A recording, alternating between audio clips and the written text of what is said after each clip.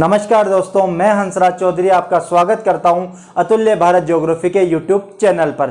दोस्तों, आज का हमारा टॉपिक है मानव के व्यवसाय एवं उनके प्रमुख प्रकार। जैसा कि हमको पता है कि मनुष्य एक क्रियाशील प्राणी है तथा अपनी आवश्यकताओं की पूर्ति के लिए मनुष्य विभिन्न प्रकार की क्रियाएं करता रहता है। जिन क्रियाओं से मनुष्य की आर्थिक वृद्धि होती है उन क्रियाओं को आर्थिक क्रियाएं कहा जाता है। ठीक है, ध्यान रखिएगा कि वे सभी क्रियाएं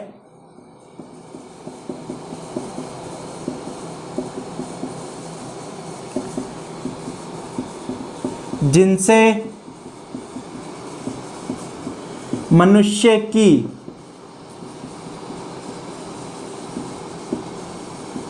आर्थिक वृद्धि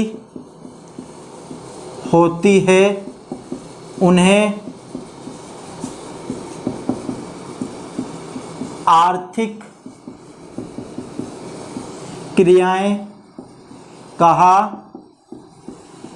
जाता है। ठीक है, क्या पढ़ा हमने कि वह सभी क्रियाएं जिनसे मनुष्य की आर्थिक वृद्धि होती है उन्हें क्या कहा जाता है? आर्थिक क्रियाएं कहा जाता है। ठीक है, इन आर्थिक क्रियाओं को दो तत्व प्रभावित करते हैं। कौन कौन से? पहला, भौतिक वातावरण,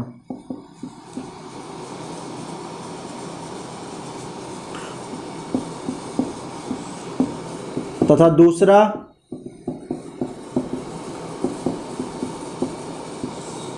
सांस्कृतिक वातावरण। ठीक है, तो मनुष्य की आर्थिक क्रियाओं को प्रभावित करने वाले कारक कौन कौन से? एक भौतिक वातावरण तथा एक सांस्कृतिक वातावरण। विश्व के विभिन्न क्षेत्रों में विभिन्न प्रकार के भौतिक तथा सांस्कृतिक वातावरण पाए जाते हैं। तो भौतिक तथा सांस्कृतिक वातावरण की विभिन्नता के कारण विश्व के विभिन्न भागों में विभिन्न प्रकार की आर्थिक क्रियाएं देखने को मिलती है। ठीक है, यह चीज ध्यान दीजिएगा कि विश्व के विभिन्न क्षेत्रों में विभिन्न प्रकार की आर्थिक क्रियाएं देखने को मिलती है। जैसे उदाहरण के लिए हम देखें, वन क्षेत्र। वन क्षेत्र से तात्पर्य होता है फॉरेस्ट एरिया अथवा जंगल। तो वन क्षेत्रों में प्रमुख आर्थिक क्रिया देखने को मिलेगी आपको आखेट अथवा शिकार। ठीक है, इसके अलावा लकड़ी काटना, इसके अलावा संग्रहण। तो वन क्षेत्रों की प्रमुख आर्थिक क्रियाएं कौन कौन सी होती है? आखेट अथवा शिकार, लकड़ी काटना तथा संग्रहण। जब हम घास के क्षेत्रों, ग्रासलैंड्स की बात करते हैं तो यहां की प्रमुख आर्थिक क्रिया है पशुचारण। ठीक है, मैदानी भागों में प्रमुख आर्थिक क्रिया होती है कृषि, जबकि जल की अधिकता वाले क्षेत्रों में मछली पकड़ने की क्रिया बहुलता से देखने को मिलती है। ठीक है, तो विश्व के विभिन्न क्षेत्रों में विभिन्न प्रकार के भौतिक तथा सांस्कृतिक वातावरण होने के कारण विभिन्न प्रकार की आर्थिक क्रियाएं देखने को मिलती हैं। ठीक है, वन क्षेत्रों की प्रमुख आर्थिक क्रियाएं कौन कौन सी है? आखेट अथवा शिकार, लकड़ी काटना तथा संग्रहण। घास क्षेत्रों में पशुचारण, मैदानी क्षेत्रों में कृषि और जल की अधिकता वाले क्षेत्रों में मछली पकड़ने की क्रिया बहुलता से देखने को मिलती है। ठीक है, इसके बाद हम पढ़ते हैं मानवीय व्यवसायों का वर्गीकरण। मानव के व्यवसायों का वर्गीकरण। ठीक है, मानव के व्यवसायों को प्रमुख रूप से 5 प्रकारों में विभाजित किया गया है। मानव के व्यवसायों को प्रमुख रूप से कितने वर्गों में विभाजित किया गया है? 5 वर्गों में विभाजित किया गया है। कौन कौन से? प्राथमिक व्यवसाय, द्वितीयक व्यवसाय, तृतीयक व्यवसाय, चतुर्थक व्यवसाय तथा पंचम व्यवसाय। कौन कौन से?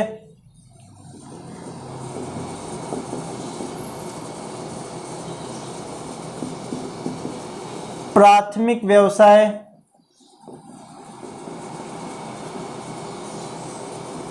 द्वितीयक व्यवसाय,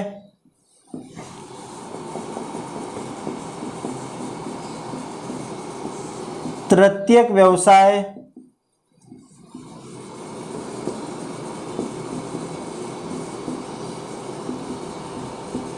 चतुर्थक व्यवसाय तथा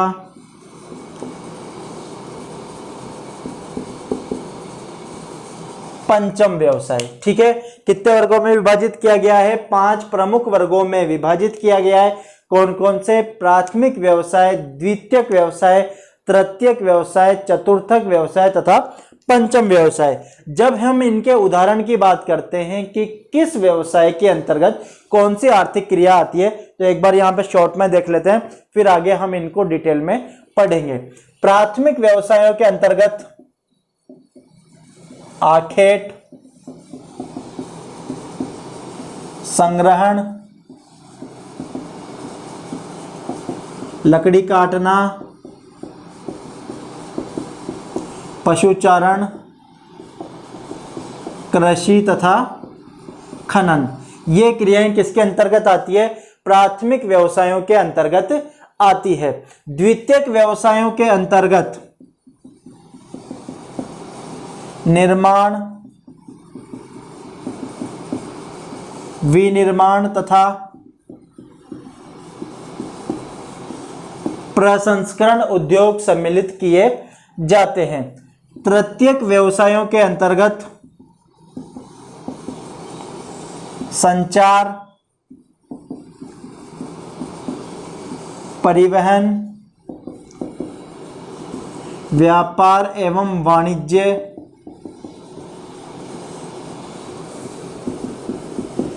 बीमा, बैंकिंग तथा पर्यटन को सम्मिलित किया जाता है। चतुर्थक व्यवसायों के अंतर्गत सूचना, शोध, स्वास्थ्य, शिक्षा तथा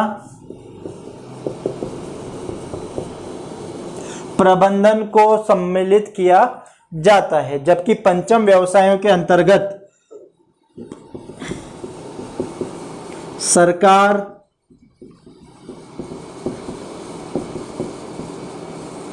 अनुसंधान, कानूनी व तकनीकी सलाहकार सम्मिलित किए जाते हैं। ठीक है, ये है आपके 5 व्यवसाय की मनुष्य के व्यवसायों को 5 प्रमुख वर्गों में विभाजित किया जाता है और इन व्यवसायों के अंतर्गत इन आर्थिक क्रियाओं को सम्मिलित किया जाता है। आपको कम से कम 2-2 या 3-3 उदाहरण याद होने चाहिए। हमसे परीक्षा में पूछा जाता है कि मनुष्य के प्राथमिक व्यवसायों के उदाहरण लिखिए, अथवा मनुष्य के द्वितीयक व्यवसायों के उदाहरण लिखिए, अथवा मनुष्य के तृतीयक व्यवसायों के 2-2 उदाहरण लिखिए। तो हमें कम से कम ये याद होना चाहिए कि प्राथमिक व्यवसाय के अंतर्गत सम्मिलित किया जाता है किसे? आखेट, संग्रहण, लकड़ी काटना, पशुचारण, कृषि, खनन तथा मछली पकड़ना। जब हम द्वितीयक व्यवसायों की बात करते हैं तो इसके अंतर्गत आते हैं निर्माण, विनिर्माण तथा प्रसंस्करण उद्योग। तृतीयक व्यवसायों के अंतर्गत संचार, परिवहन, व्यापार तथा वाणिज्य। इसके अलावा आ जाएंगे बीमा, बैंकिंग तथा पर्यटन। अभी हम इनको आगे डिटेल में पढ़ेंगे कि किसके अंतर्गत कैसे कैसे सम्मिलित किया जाता है। चतुर्थक व्यवसायों के अंतर्गत आ जाते हैं सूचना, शोध, स्वास्थ्य, शिक्षा एवं प्रबंधन। और पंचम व्यवसायों के अंतर्गत आ जाते हैं सरकार, अनुसंधान, कानूनी व तकनीकी सलाहकार। अब हम सभी प्रकार की जो आर्थिक क्रियाएं जो हमने व्यवसाय पढ़े, प्राथमिक, द्वितीयक, तृतीयक, चतुर्थक तथा पंचमक, उन सभी को एक एक करके डिटेल में पढ़ेंगे। तो सबसे पहले हमारे आते हैं प्राथमिक व्यवसाय। प्राथमिक व्यवसाय, ठीक है, इंग्लिश में इसे कहा जाता है प्राइमरी ऑक्यूपेशंस। ठीक है, क्या होते हैं प्राथमिक व्यवसाय? कि वह सभी आर्थिक क्रियाएं अथवा व्यवसाय, क्या? कि वह सभी आर्थिक क्रियाएं जिसमें मनुष्य प्रकृति प्रदत्त संसाधनों का, ठीक है, जिसमें मनुष्य प्रकृति प्रदत्त संसाधनों का, ठीक है, प्रकृति प्रदत्त संसाधनों से तात्पर्य है वे सभी संसाधन जो हमें प्रकृति के द्वारा प्रदान किए गए हैं, जैसे जल, भूमि,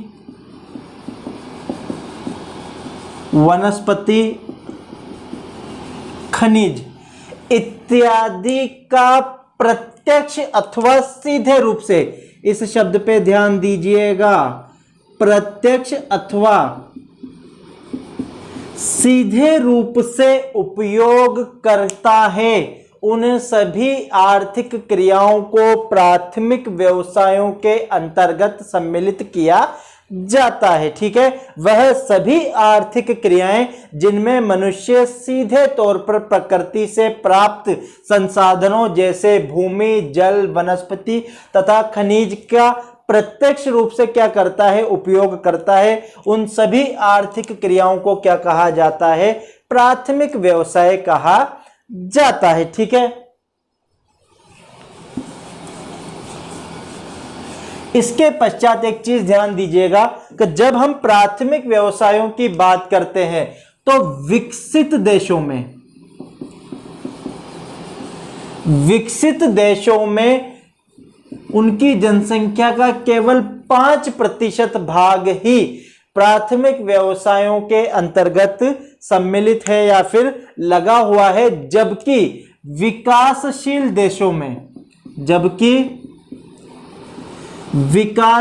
देशों की जनसंख्या का एक बड़ा भाग, ठीक है, क्या करता है, प्राथमिक व्यवसायों के अंतर्गत लगा हुआ है, ठीक है। लेकिन इसमें भी एक अपवाद है, ठीक है, इसमें भी क्या है, एक अपवाद है, और वह कौन सा देश है, कनाडा, ठीक है। ये ध्यान दीजिएगा, यह सवाल पूछा जा सकता है, यह भी कौन सा देश है, कनाडा। कनाडा एक विकसित देश की श्रेणी में आता है। किस देश की श्रेणी में आता है, एक विकसित देश की श्रेणी में आता है, लेकिन यहां पर जो व्यवसाय किए जाते हैं वो कौन सा है, एक तो लकड़ी काटना और एक पेट्रोलियम खनन, ठीक है। दोनों ही प्राथमिक व्यवसायों के अंतर्गत आते हैं और यहां की जनसंख्या का एक बड़ा भाग इन व्यवसायों में लगा हुआ है। फिर भी कनाडा विकासशील देशों की श्रेणी में न आकर किसकी श्रेणी में आता है, एक विकसित देश की श्रेणी में आता है, ठीक है। तो प्राथमिक व्यवसायों में हमने क्या पढ़ा कि जिन आर्थिक क्रियाओं में प्रकृति से सीधा प्रत्यक्ष जुड़ाव होता है उन सभी आर्थिक क्रियाओं को प्राथमिक व्यवसायों के अंतर्गत सम्मिलित किया जाता है। विश्व में विकसित देशों में जनसंख्या का काफी कम भाग, लगभग 5% भाग ही प्राथमिक व्यवसायों में लगा हुआ है, जबकि विकासशील देशों में जनसंख्या का एक बड़ा भाग प्राथमिक व्यवसायों में लगा हुआ है, ठीक है। इसका अपवाद क्या है, कनाडा विकसित देश की श्रेणी में आता है, लेकिन यहां की जनसंख्या का एक बड़ा भाग प्राथमिक व्यवसायों के अंतर्गत लगा हुआ है। और कौन कौन से उद्योग यहां पर, एक तो लकड़ी काटना और एक पेट्रोलियम खनन। इन आर्थिक क्रियाओं के अंतर्गत यहां पर जनसंख्या का एक बड़ा भाग लगा हुआ है और प्राथमिक व्यवसायों की अधिकता के पश्चात भी कनाडा विकासशील देशों में सम्मिलित न होकर विकसित देशों की श्रेणी में आता है, ठीक है। प्राथमिक व्यवसायों के द्वारा, यह चीज ध्यान दीजिएगा, इंपॉर्टेंट चीज है कि प्राथमिक व्यवसायों के द्वारा मनुष्य को तो क्या प्राप्त होता है, भोजन, ठीक है। प्राथमिक व्यवसायों के द्वारा मनुष्य को तो क्या प्राप्त होता है, भोजन, और उद्योगों के लिए कच्चा माल प्राप्त होता है। यह हम आगे पढ़ेंगे कैसे कच्चा माल प्राप्त होता है, लेकिन अभी ध्यान दीजिए कि प्राथमिक व्यवसायों के द्वारा मनुष्य को तो क्या प्राप्त होता है, भोजन की प्राप्ति होती है, जबकि उद्योगों को क्या प्राप्त होता है, कच्चा माल प्राप्त होता है। ठीक है, अब इनके उदाहरण देखेंगे हम कि प्राथमिक व्यवसायों के अंतर्गत किन किन आर्थिक क्रियाओं को सम्मिलित किया जाता है। ठीक है, जब हम प्राथमिक व्यवसायों की बात करते हैं तो सबसे प्रमुख चीज आखेट अथवा शिकार। ठीक है, आखेट अथवा शिकार सीधी सी बात है, जंगल में किए जाएंगे जहां पे जीव जंतुओं की क्या होती है, अधिकता होती है। तो प्रत्यक्ष रूप से किससे जुड़ा हो गया, प्रकृति से हो गया। दूसरा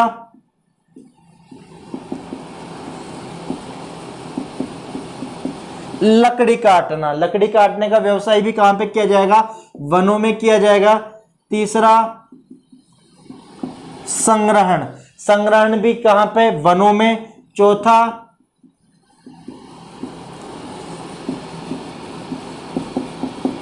मछली पकड़ना, जहां पे जल की अधिकता होगी वहां पे क्या किया जाएगा, मछली पकड़ने की आर्थिक क्रिया की जाती है। पांचवा कृषि। छठा खनन। ठीक है, तो ये सभी आर्थिक क्रियाएं कहां पे की जाती है, ये सभी आर्थिक क्रियाएं प्राथमिक व्यवसायों के अंतर्गत आती है। कौन कौन सी, आखेट अथवा शिकार, लकड़ी काटना, संग्रहण, मछली पकड़ना, कृषि और खनन। ठीक है, इसके अलावा एक और है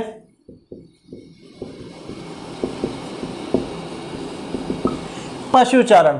तो अगर हमसे टिप्पणी पूछी जाए कि प्राथमिक व्यवसायों पर टिप्पणी लिखिए, ठीक है, 50 शब्दों में पूछा जा सकता है कि प्राथमिक व्यवसायों का वर्णन करते हुए कोई 2 उदाहरण लिखिए या फिर प्राथमिक व्यवसायों पर टिप्पणी लिखिए। ठीक है, तो हमें सिंपल सी चीज लिखना है कि प्राथमिक व्यवसाय वह आर्थिक क्रियाएं होती है जिनमें मनुष्य सीधे तौर पर किससे, प्रकृति से। प्रकृति के अंतर्गत कौन कौन से संसाधन है, जैसे भूमि हो गया, जल हो गया, वनस्पति या खनिज हो गया, इनका उपयोग करते हुए काम में लेता है। ठीक है, इसके पश्चात लिख सकते हैं हम कि विकसित देशों में जनसंख्या का लगभग 5% भाग ही प्राथमिक व्यवसायों में लगा हुआ है, जबकि विकासशील देशों में जनसंख्या का एक बड़ा भाग किसमें लगा हुआ है, प्राथमिक व्यवसायों में लगा हुआ है। ठीक है, इसके पश्चात अगले पॉइंट में लिख सकते हैं हम कि प्राथमिक व्यवसायों के द्वारा मनुष्य को तो भोजन प्राप्त होता है,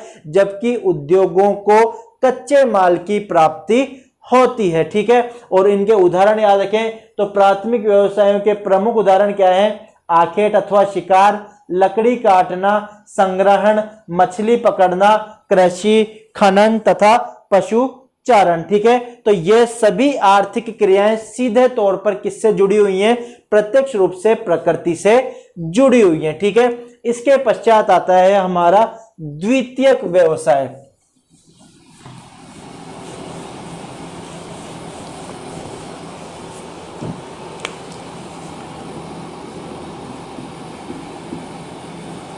द्वितीयक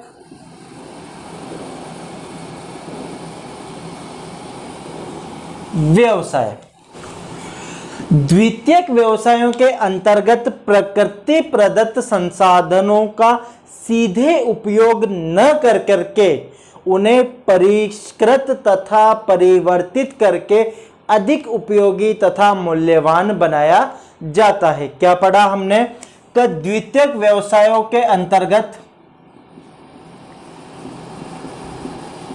प्रकृति प्रदत्त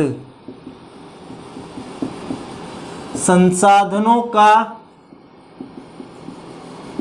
सीधे उपयोग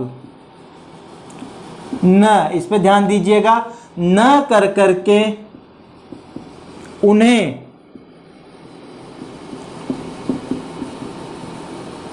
परिष्कृत तथा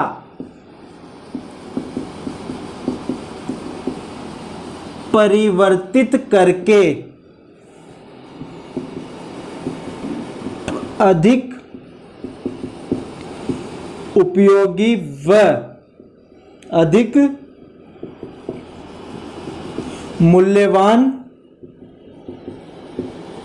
बनाया जाता है। ठीक है, यह परिभाषा पूछी जा सकती है आपसे कि द्वितीयक व्यवसाय किसे कहा जाता है। तो द्वितीयक व्यवसाय किसे कहा जाता है? वे सभी व्यवसाय जिनमें प्रकृति से प्राप्त संसाधनों का सीधा उपयोग नहीं करके उन्हें क्या किया जाता है? परिष्कृत तथा परिवर्तित करके अधिक उपयोगी तथा अधिक मूल्यवान बनाया जाता है। तो उन सभी आर्थिक क्रियाओं का जिनका सीधा संबंध प्रकृति से नहीं होता है बल्कि प्रकृति से प्राप्त वस्तुओं को परिवर्तित तथा परिष्कृत करके अधिक उपयोगी तथा अधिक मूल्यवान बनाया जाता है, द्वितीयक व्यवसाय कहा जाता है।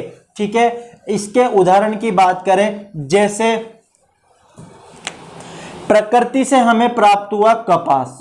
ठीक है, कपास, जब हम कृषि की बात करते हैं, हम खेती करते हैं, तो खेती करना प्राथमिक व्यवसाय के अंतर्गत आता है। क्यों? क्योंकि हम प्रकृति से प्राप्त भूमि जो है उसका उपयोग करके क्या कर रहे हैं? कृषि कर रहे हैं। तो कृषि में हमने क्या उगाया? कपास। तो कपास जो हमने कृषि के द्वारा प्राप्त किया, तो कृषि करना क्या हो गया? प्राथमिक व्यवसाय। तो प्रकृति से क्या प्राप्त हुआ? हमें कपास। इसका हमने परिष्करण किया और रूप परिवर्तित करके क्या बनाया? सूती वस्त्र। ठीक है, तो सूती वस्त्र बनाना क्या हो जाएगा? द्वितीयक व्यवसाय हो जाएगा। क्यों? क्योंकि हमने कपास के रूप को परिवर्तित किया, उसका परिष्करण किया और उसे अधिक उपयोगी तथा अधिक मूल्यवान बनाया। जैसे प्रकृति से हमें प्राप्त होता है गन्ना। ठीक है, गन्ने से हमने बनाई चीनी, तो रूप परिवर्तित हो गया। तो चीनी बनाना क्या हो जाएगा? द्वितीयक व्यवसाय हो जाएगा। ठीक है, प्रकृति से प्राप्त हुआ हमें गेहूं और गेहूं से हमने क्या बनाया? आटा। जैसे प्रकृति से प्राप्त हुई हमें लकड़ी और लकड़ी से हमने क्या बनाया? कागज। तो ये सभी क्या हो जाएंगे? द्वितीयक व्यवसायों के उदाहरण के अंतर्गत आ जाएंगे कि वह सभी आर्थिक क्रियाएं जिनका सीधा संबंध प्रकृति से नहीं होता है बल्कि प्रकृति से प्राप्त वस्तुओं को अधिक उपयोगी तथा अधिक मूल्यवान बनाया जाता है, उनका रूप परिवर्तित करके। तो उन सभी आर्थिक क्रियाओं को किसके अंतर्गत सम्मिलित किया जाता है? द्वितीयक व्यवसायों के अंतर्गत सम्मिलित किया जाता है। द्वितीयक व्यवसायों में 3 क्रियाएं की जाती है। ठीक है, यह चीज ध्यान दीजिएगा। पहली चीज निर्माण, दूसरा परिष्करण, तीसरा विनिर्माण। ठीक है, द्वितीयक व्यवसायों के अंतर्गत 3 क्रियाएं क्या क्या? निर्माण, परिष्करण तथा विनिर्माण को सम्मिलित किया जाता है। जब हम इनके उदाहरणों की बात करें कि द्वितीयक व्यवसायों के अंतर्गत कौन कौन से उदाहरण आते हैं, तो एक चीज ध्यान दीजिएगा कि कौन कौन से उदाहरण आते हैं। तो पहली चीज सभी प्रकार के उद्योग द्वितीयक व्यवसायों के अंतर्गत आते हैं, चाहे वह लौह इस्पात उद्योग हो, चाहे वह एल्यूमिनियम उद्योग हो, चाहे सूती वस्त्र उद्योग, सीमेंट उद्योग, कागज उद्योग, किसी भी प्रकार का उद्योग हो, सभी उद्योग किसके अंतर्गत आते हैं? द्वितीयक व्यवसायों के अंतर्गत आते हैं। ठीक है, दूसरा खाद्य प्रसंस्करण। ठीक है, इसके अलावा दुग्ध उत्पादन। तो ये सभी किसके उदाहरण हो जाएंगे? द्वितीयक व्यवसायों के उदाहरण हो जाएंगे। ठीक है, तो अगर हमसे द्वितीयक व्यवसायों पर या सेकेंडरी ऑक्यूपेशंस पर टिप्पणी पूछे तो हम क्या लिखेंगे? वह सभी आर्थिक क्रियाएं जिनका संबंध सीधे तौर पर प्रकृति से नहीं होता है बल्कि प्रकृति प्रदत्त संसाधनों का परिष्कृत तथा परिवर्तित करके उन्हें अधिक उपयोगी तथा अधिक मूल्यवान बनाया जाता है, द्वितीयक व्यवसाय कहलाते हैं। ठीक है, इसके अंतर्गत 3 प्रकार की क्रियाएं सम्मिलित की जाती हैं। कौन कौन सी? निर्माण, परिष्करण तथा विनिर्माण। ठीक है, एग्जाम्पल्स हम दे सकते हैं। सूती वस्त्र बनाए गए, किससे? कपास से। गेहूं से आटा बनाया गया। इसके अलावा लोहे से क्या बनाया गया? इस्पात बनाया गया। लकड़ी से क्या बनाया गया? कागज बनाया गया। गन्ने से क्या बनाई गई? चीनी बनाई गई। ठीक है, और उदाहरण हम दे सकते हैं सभी प्रकार के उद्योग, खाद्य प्रसंस्करण तथा दुग्ध उत्पादन, ये सभी क्रियाएं किसके अंतर्गत आती है? द्वितीयक व्यवसायों के अंतर्गत आती हैं। ठीक है, इसके पश्चात आते हैं हमारे तृतीयक व्यवसाय।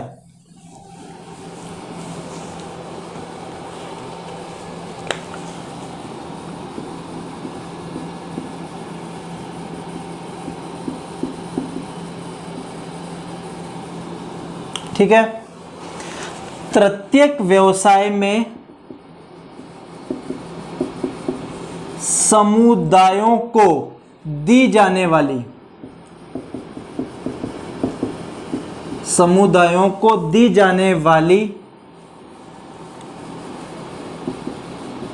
व्यक्तिगत तथा व्यावसायिक सेवाएं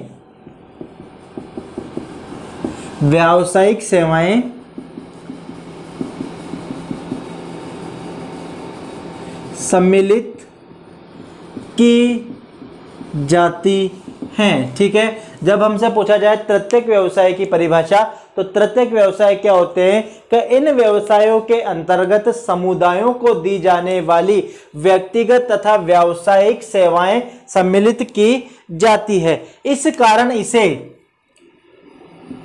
कारण इसे सेवा श्रेणी व्यवसाय भी कहा जाता है, सर्विस क्लास ऑक्यूपेशन। ठीक है, यह ध्यान दीजिएगा कि तृतीयक व्यवसाय के अंतर्गत किन्हें सम्मिलित किया जाता है? कि समुदायों को दी जाने वाली व्यक्तिगत तथा व्यावसायिक सेवाओं को सम्मिलित किया जाता है। इस कारण इसे सेवा श्रेणी व्यवसाय भी कहा जाता है। ठीक है, तृतीयक व्यवसायों में क्रियाकलापों का निष्पादन, ये चीज ध्यान दीजिएगा कि जो तृतीयक व्यवसाय होते हैं इसमें क्रियाकलापों का निष्पादन,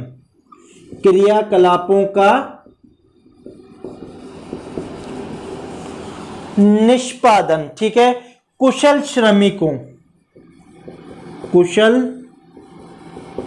श्रमिकों कौमा व्यावसायिक दृष्टि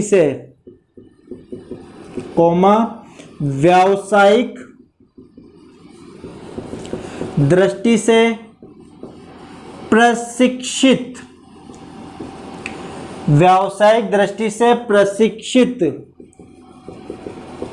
विशेषज्ञों तथा परामर्शदाताओं के द्वारा किया जाता है। कि तृतीयक व्यवसायों के अंतर्गत क्रियाकलापों का निष्पादन किसके द्वारा किया जाता है? कुशल श्रमिकों के द्वारा तथा व्यावसायिक दृष्टि से प्रशिक्षित विशेषज्ञों एवं परामर्शदाताओं के द्वारा किया जाता है। ठीक है, इसके पश्चात देखते हैं कि तृतीयक व्यवसायों के अंतर्गत कौन कौन सी आर्थिक क्रियाएं सम्मिलित की जाती है। तो तृतीयक व्यवसायों के अंतर्गत सबसे पहले संचार, ठीक है, परिवहन, व्यापार एवं वाणिज्य, चौथा सेवा, और सेवा के अंतर्गत आ जाती है बैंकिंग, बीमा तथा पर्यटन। ठीक है, उदाहरण की बात कर रहे हैं तो हम क्या क्या आ जाते हैं?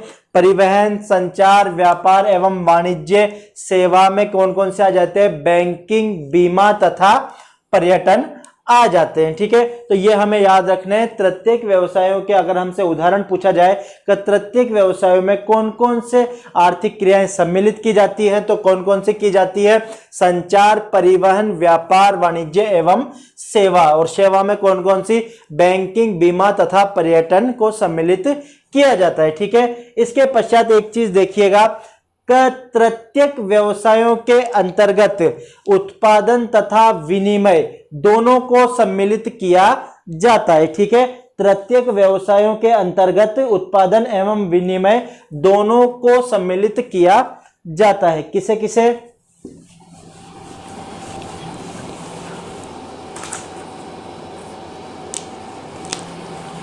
प्रत्येक व्यवसायों के अंतर्गत पहली चीज उत्पादन और दूसरी चीज विनिमय, इन दोनों को क्या किया जाता है? सम्मिलित किया जाता है। उत्पादन से तात्पर्य है सेवाओं की उपलब्धता। ठीक है, उत्पादन से क्या तात्पर्य है?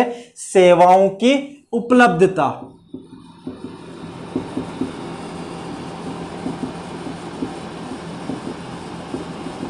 ठीक है, कि हमें सेवाएं उपलब्ध कराई जाती हैं और उनके बदले में हम क्या करते हैं? उन्हें भुगतान करते हैं। ठीक है, इसके अंतर्गत जो सम्मिलित किए जाते हैं, जैसे नलसाज हो गया, बिजली के मिस्त्री हो गए,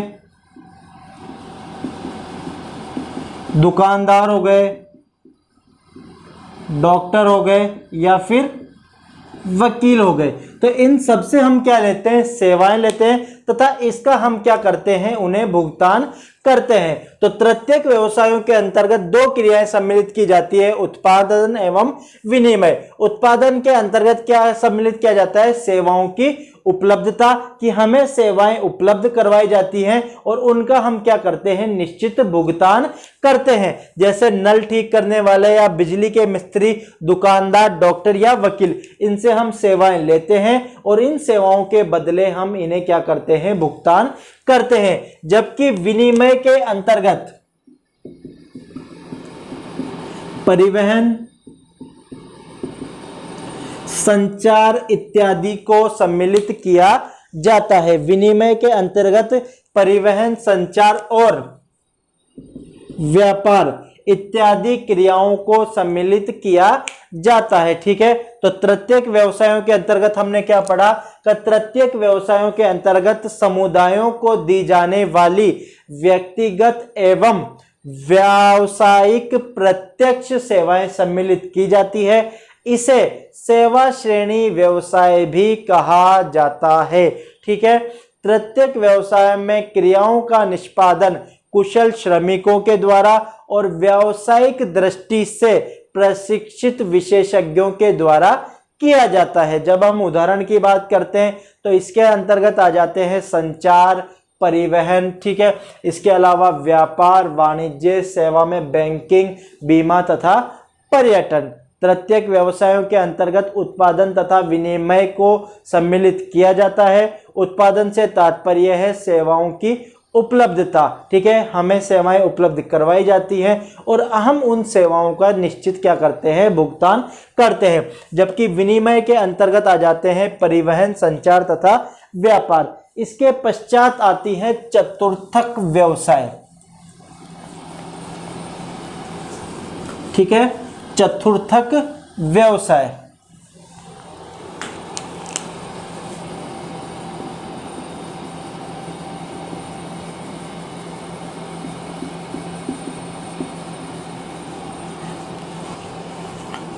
जीन गॉटमैन ने, ये नाम याद कीजिएगा। ठीक है, जीन गॉटमैन ने अप्रत्यक्ष सेवाओं को चतुर्थ श्रेणी के व्यवसायों में सम्मिलित किया है। जब हमने प्रत्येक व्यवसाय पढ़े तो उसमें हमने सीधा सीधा पढ़ा कि समुदायों को दी जाने वाली व्यक्तिगत एवं व्यावसायिक प्रत्यक्ष सेवाएं। ठीक है, और यहां पे क्या किया है कि जीन गॉटमैन ने क्या कहा कि सभी प्रकार की अप्रत्यक्ष सेवाओं को, सभी प्रकार की अप्रत्यक्ष सेवाओं को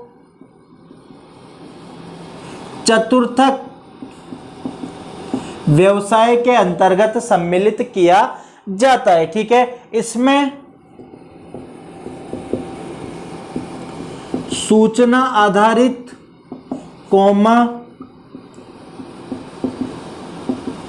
अनुसंधान। ठीक है, क्या क्या? सूचना आधारित कौमा अनुसंधान तथा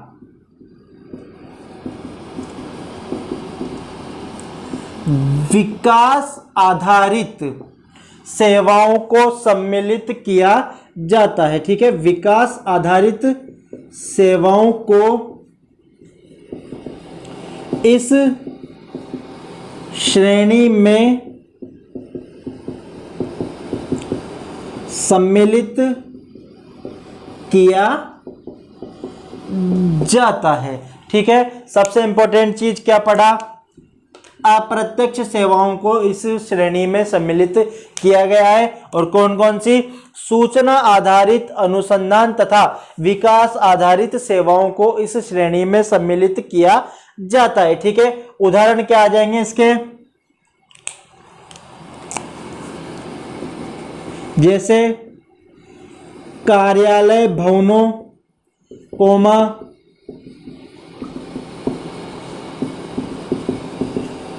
शिक्षण संस्थानों कोमा अस्पतालों तथा लेखा कार्य करने वाले कर्मचारी अप्रत्यक्ष सेवाओं से संबंध रखते हैं। कौन कौन से? कार्यालयों में काम करने वाले या शिक्षण संस्थानों में काम करने वाले, अस्पतालों में अथवा लेखा कार्यालयों में जो कर्मचारी काम करते हैं वो सीधे तौर पर अप्रत्यक्ष सेवाओं से संबंध रखते हैं। ठीक है, तो अभी तक हमने पढ़ा प्राथमिक व्यवसाय, द्वितीयक व्यवसाय, तृतीयक व्यवसाय, चतुर्थक व्यवसाय और सबसे लास्ट में अब हमारा बचा है पंचम व्यवसाय।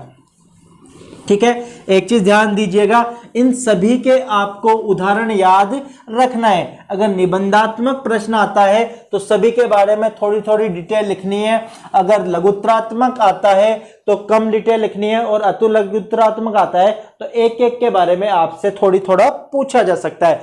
सबसे लास्ट है हमारा पंचम व्यवसाय। ठीक है, पंचम व्यवसायों के अंतर्गत वे सेवाएं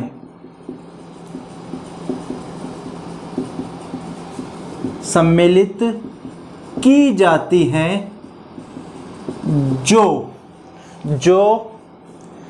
नवीन तथा वर्तमान विचारों की रचना, नवीन तथा वर्तमान विचारों की रचना कोमा उसके पुनर्गठन व प्रयोग तथा नई प्रौद्योगिकी के मूल्यांकन पर नई प्रौद्योगिकी के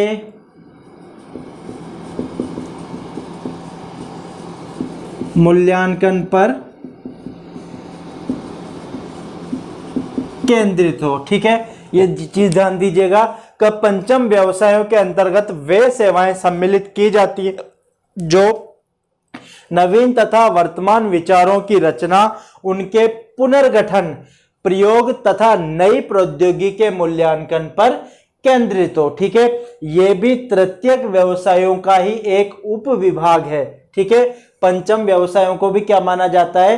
तृतीयक व्यवसायों का ही एक उप विभाग माना जाता है, जिसके अंतर्गत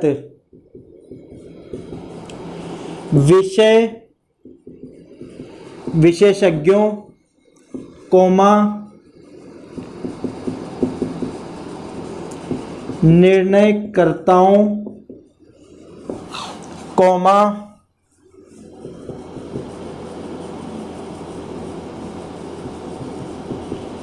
नीति निर्धारित करने वालों तथा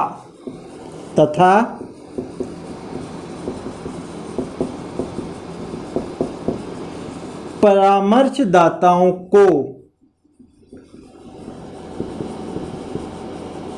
सम्मिलित किया जाता है। ठीक है, तो ध्यान दीजिएगा कि पंचम व्यवसाय के अंतर्गत वे सभी क्रियाएं सम्मिलित की जाती है जो वर्तमान नवीन तथा वर्तमान विचारों की रचना, उनके पुनर्गठन, प्रयोग तथा नई प्रौद्योगिकी के मूल्यांकन पर केंद्रित हों। ठीक है, यह भी प्रत्येक व्यवसायों का ही एक उप विभाग है जिसके अंतर्गत विषय विशेषज्ञों को, निर्णयकर्ताओं को, नीति निर्धारित करने वालों को तथा परामर्शदाताओं को सम्मिलित किया जाता है। ठीक है, तो आज हमने पढ़ा हमारी पाठ्य पुस्तक का अध्याय 7 मनुष्य के प्रमुख व्यवसाय तथा उनके प्रकार, जिसमें हमने पढ़ा कि मनुष्य के व्यवसायों को 5 वर्गों में विभाजित किया गया है। प्राथमिक व्यवसाय, द्वितीयक व्यवसाय, तृतीयक व्यवसाय, चतुर्थक व्यवसाय तथा पंचम व्यवसाय। ठीक है, उनमें हमने उनकी परिभाषाएं पढ़ी और किन किन आर्थिक क्रियाओं को उसमें सम्मिलित किया जाता है ये सभी पढ़ा। ठीक है, तो इसको आप देख लीजिएगा, इसमें टॉपिक में से परीक्षा में प्रश्न पूछे जाते हैं। सबसे इंपॉर्टेंट चीज क्या है, सभी आर्थिक क्रियाओं के हमें उदाहरण याद होने चाहिए। प्रश्न पूछा जाता है प्राथमिक व्यवसायों के 2 उदाहरण लिखिए, द्वितीयक व्यवसायों के 2 उदाहरण लिखिए, तृतीयक, चतुर्थक या पंचम व्यवसायों के 2 उदाहरण लिखिए। ठीक है, तो आज के लिए केवल इतना ही। अगली क्लास में किसी नए टॉपिक के साथ आपके समक्ष पुनः प्रस्तुत होंगे। तब तक के लिए धन्यवाद।